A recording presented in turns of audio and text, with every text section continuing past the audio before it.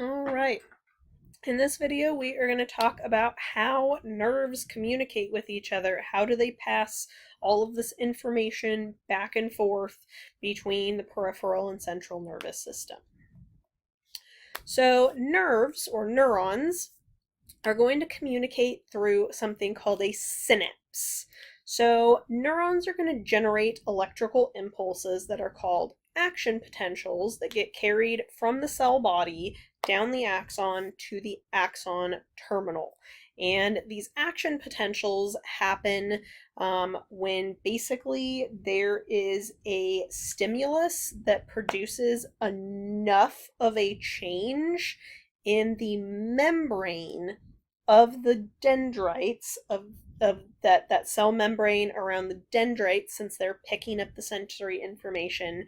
There's enough of a change in the membrane, the electrical properties of that membrane has to hit a certain amount. So it has to be a big enough change to initiate this action potential. And then this signal gets carried down the axon to the axon terminal.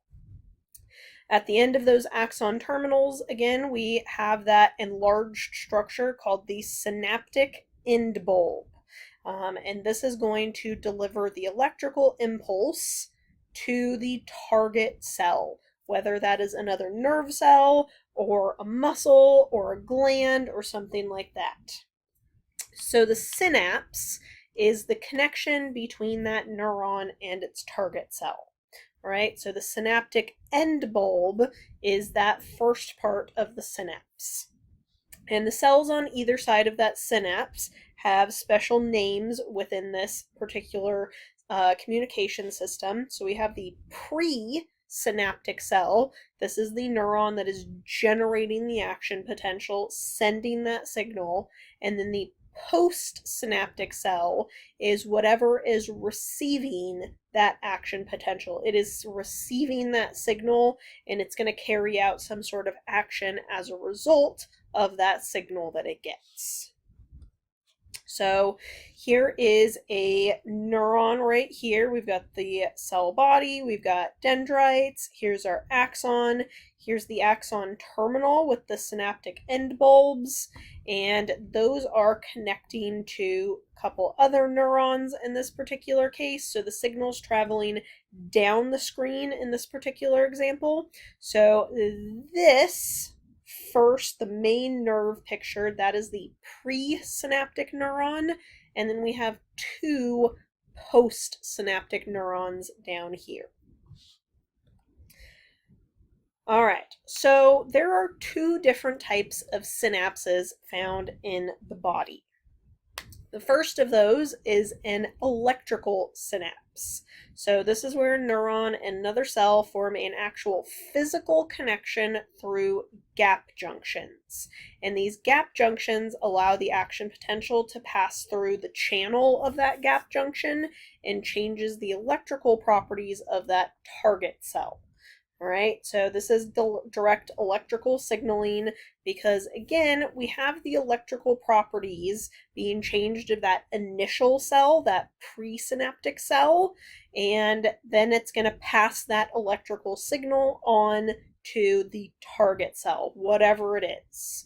All right, and this entire signal gets passed on. So nerve impulses are what's called all or none events. So like I said a couple slides ago, that action potential, we have to have a stimulus that causes a big enough change in that membrane, the electrical basically concentrations on either side of the membrane to initiate a change. There's what's called a threshold that has to be reached in order for that signal to get sent. But once you cross that threshold, the signal gets sent, and it's not going to be like maybe a big signal or maybe a small signal, depending on how significant the stimulus was. Once that signal starts, the signal starts no matter how big that stimulus was. And that is that all or none. It either happens or it doesn't. There's no in between. So gap junctions are one way we achieve that, and so that electrical signal is just going to get passed directly from presynaptic nerve to postsynaptic nerve. These types of synapses are found all throughout the nervous system between what are called excitable cells other than neurons. So smooth muscle cells would be one example of this. Cardiac muscle cells are another example. So those are electrical synapses. So this is what that looks like. Here would be one neuron, here would be the other, and these are the gap junctions. So they're little bridges or tunnels, basically, allowing those electrical signals, those action potentials, to pass directly through those channels. We also have chemical synapses, and we have seen an example of chemical synapses before in this class. It has been quite a while, but I'll refresh your memory here in a moment. So this is where a neuron and its target cell are separated, so they are not physically connected to each other. There's a little bit of a space called the synaptic cleft, so there's no direct contact in between the cells. And the presynaptic cell is going to release a chemical signal, not an electrical signal here, which is called a neurotransmitter. And this is a little messenger cell that is going to pass from the presynaptic cell to the postsynaptic cell. So the presynaptic cell is going to pack that neurotransmitter chemical into vesicles, special vesicles here called synaptic vesicles, inside that end bulb, and then it is going to release those synaptic vesicles once that action potential gets to that end bulb. The vesicles will fuse with the membrane on that end bulb, and then it will break open into the synaptic cleft. So those neurotransmitters get released into the synaptic cleft, and then those chemicals bind to receptors on the postsynaptic cell membrane, which then signal that same response to continue. So those chemicals, these neurotransmitters, are going to signal that same membrane change in the postsynaptic cell to keep that signal going. This is still going to be an all or none event. So this is what that chemical synapse looks like. Here's our presynaptic neuron. Here's all of our little synaptic vesicles full of neurotransmitters. We get that action potential down here.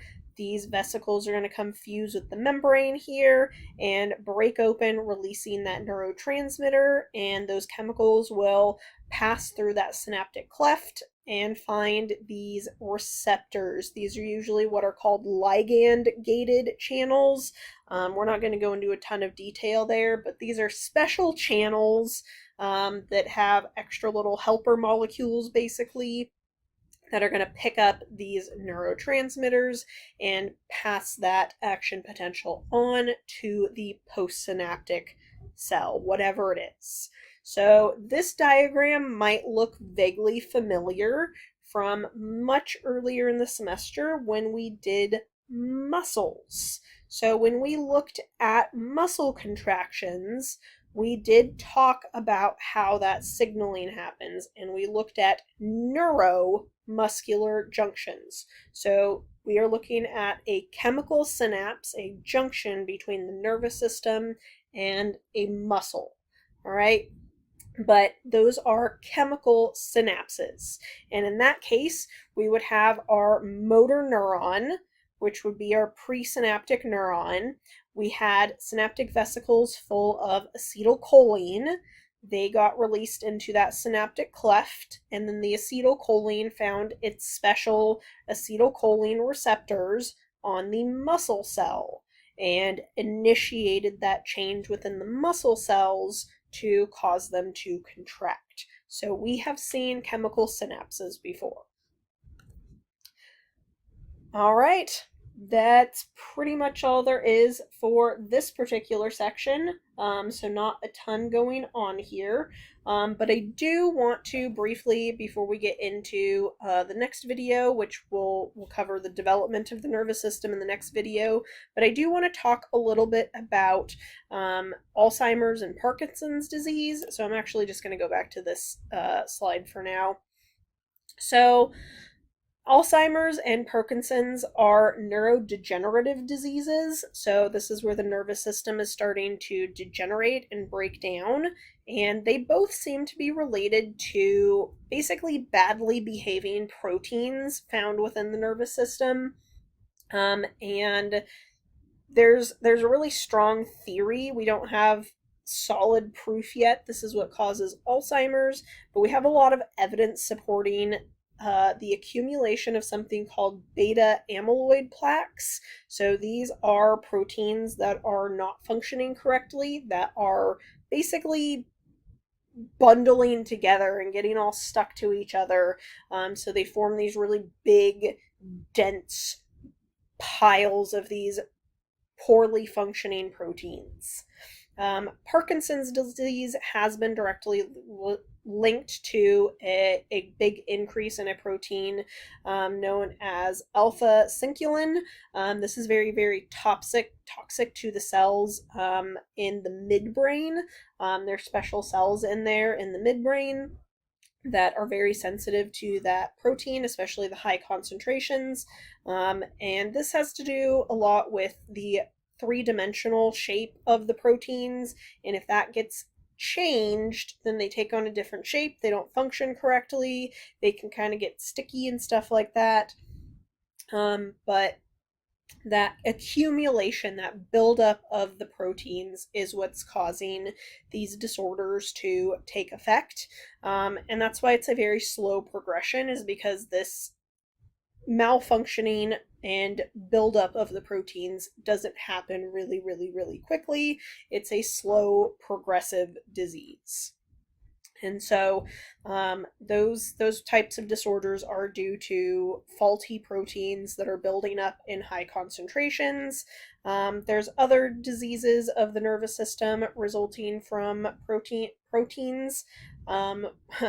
One very rare disease is Creutzfeldt-Jakob disease. This is a basically the human version of mad cow disease. So these are sometimes called prion diseases. This is also an accumulation of malformed proteins. And so that's exceedingly rare, mostly found in cannibalistic societies or individuals, because there are still some cannibals out there. But we're not really sure how that causes these malformed and malfunctioning proteins to form, but it does for some reason or another. All right, we will wrap up this video there on that really fun note, and we will talk about how the nervous system develops in the next video.